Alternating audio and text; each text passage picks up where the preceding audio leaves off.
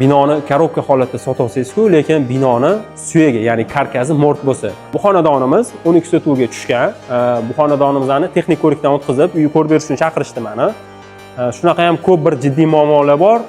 Bu faqat katta rasxodlarga olib kelyapti. Bularni birma-bir ko'rib chiqamiz podoldan boshlab. Bu yerdagi muammolardan birinchisi bu podolimizga suv toshib ketgan. Suv toshib ketganning sababi bizda suv sathi yaqin, shu qurilish jarayonida hisobga olinmagan.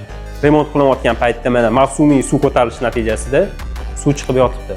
Keyingi muammolarimizdan bittasi bizning karkazlarimizga 12 tali armatura ishlatgan. Ya'ni ayna rigelimizda hozir shuning ichida 4 ta 12 tali armatura turibdi. Bunisiga nima deysizlar? Ahvolni ko'ringlar. Yuk ko'taruvchi element, ya'ni karkaz rigellarimizdan teshib tashalgan. Plitalarimiz ham mana bu teshib tashalgan. Ichida 4 ta dona o'zi 12 tali armatura bor. Birinchi 3 ballikning o'zida bu uyimiz yig'ilib shunday qulab tushadi. Двойной расходga tushmasligi uchun sizlar uylarni tekshirtirib olinglar.